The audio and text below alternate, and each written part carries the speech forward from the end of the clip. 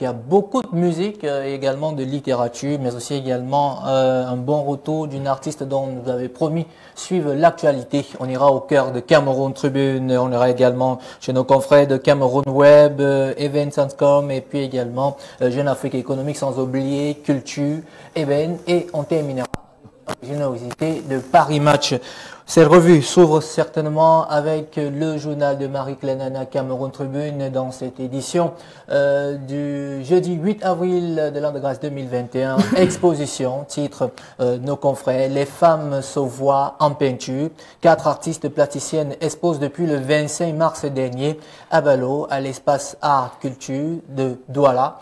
On vous présente ces femmes, on vous présente également ces visages, puisque très souvent lorsqu'on parle d'exposition, c'est très souvent des noms qui viennent et des noms qui sont pour la plupart des hommes. D'ailleurs, on avait reçu un ici et puis nos confrères de Cameroun Tribune sont allés à la rencontre de ces dames qui racontent alors comment est-ce qu'elles ont fait pour se retrouver dans ce domaine qui est assez fermé, assez rare. C'est à retrouver dans la page 22 du journal de Marie-Claire Nana. Restons toujours dans le journal de Marie-Claire Nana avec encore une actualité qui fera plaisir à Ashton et certainement à vous Visley, puisque vous vous souvenez, on a commencé cette semaine en jouant cette chanson de Mr. Leo, title JJ. Rassurez-vous, l'artiste Urban Music, comme il s'est bien écrit, The Stride of Mr. Leo, il a donné toute une interview à nos confrères de Cameroun Tribune et dans cette interview, on peut d'ailleurs parler de celui-là qui est né du côté de Boya et qui a grandi notamment dans la zone du ghetto, comme on l'emploie très souvent du côté de Boya, PMT la tautologie, dans un camp de l'armée, je sais pas si c'est comme ça qu'on dit ça, les casernes où les gens restent. De toutes les façons, l'intégralité vous pouvez retrouver et qui dans cette interview cite 2 noms à qui il doit beaucoup, Salaciel et Mr. Blessby. Vous pouvez également lire le pourquoi, le changement de style et aussi également cette transposition vers un autre univers musical qui nous a habitués dans cette chanson que tout le monde a d'ailleurs apprécié dans le cadre de JDC et les menus de la musique. Je vous invite à lire cet article. Il est assez poignant et passionnant puisque l'artiste se livre à cœur ouvert. Il y a d'ailleurs des questions auxquelles il répond très souvent comme celle où on l'accuse de fumer quelque chose. Je ne vais pas vous en dire plus. Je vous invite à regarder l'article. On va quitter Cameroun Tribune pour aller dans les webzines, notamment Cameroun Web, pour parler dans leur page culture. Voici les artistes Bikoutsi qui se sont essayés dans le Makossa. Et puis on parle de pratiquement 10 artistes. Et puis en premier, Mokongo Président, en 6e Titi Edima, en 4e Kodosi Tony. Et puis également il y a Mbida Douglas, revenu au Cameroun avec son épouse française, leur fils pour servir au pays. Mokongo Président est persécuté. Entre Kuba et méchanceté et jalousie, il sombre dans une grosse déception qui le conduira à la folie.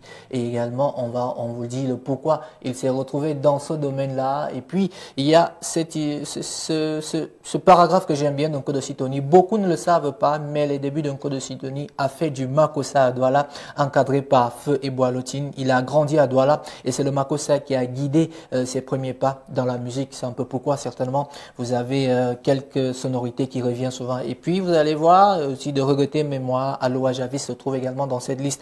L'intégrale, c'est à retrouver sur Cameroun Web. On reste toujours dans Cameroun Web et voici un article qui fera certainement le contenu de Politimo dans le cadre du dossier dans les jours à venir. C'est nos confrères de Cameroun Web qui titre Manibela, son compte piraté par des hackers. Elle quitte la plateforme YouTube pour AfriTube.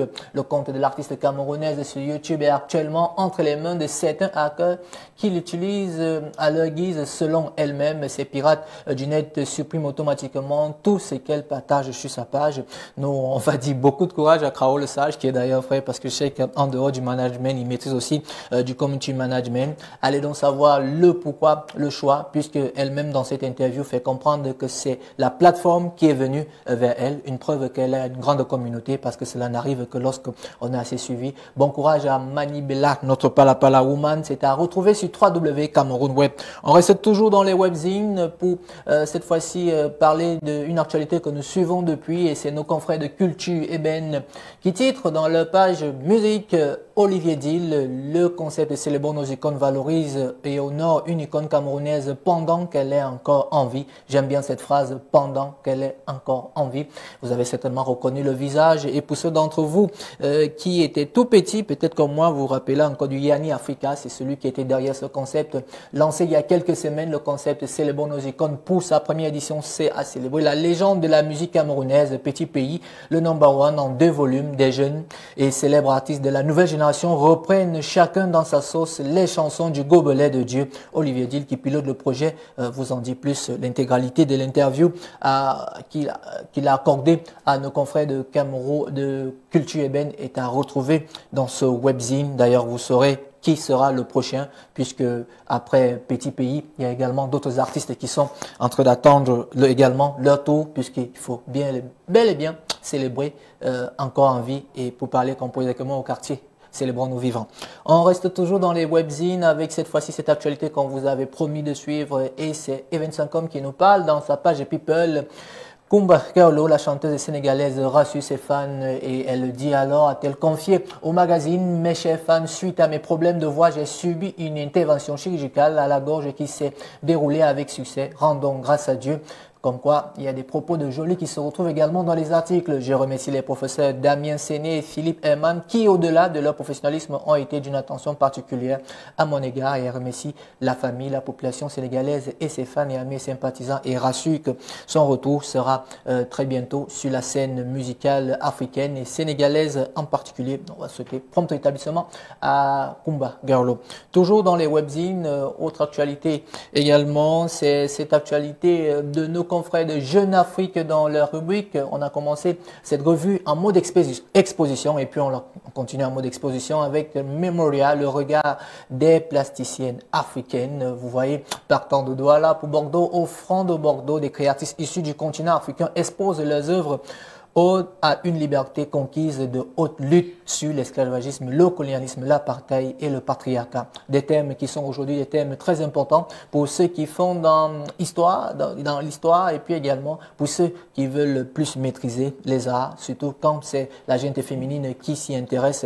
C'est assez captivant et motivant, un pilote des fils rouges dès l'entrée de l'exposition Memoria, un récit d'une autre histoire, d'une nouvelle Afrique. C'est à retrouver chez nos confrères de Jeune Afrique, 3W Jeune Afrique. Et puis on va terminer cette revue certainement avec cette bonne nouvelle pour nos confrères du côté de l'Éthiopie, qui ont très vite fait de nous envoyer cet article qui date également de quelques heures. The Weeknd sont généreux dons pour les victimes de conflits en Éthiopie. Rassurez-vous, les portes du week-end ne sont pas encore ouvertes, mais il s'agit ici de l'artiste américain qui était au cœur d'une polémique après avoir subi une chirurgie. Non, ici, il parle plutôt de son élan de cœur. Le chanteur a annoncé dimanche qu'il faisait don de millions de dollars pour aider les victimes de conflits en Éthiopie. The Weeknd a annoncé le dimanche 4 avril 2021 qu'il faisait ce don, et pays d'où sont originaires ses parents. Certains ne le savaient pas. C'est également le lieu pour vous de découvrir cette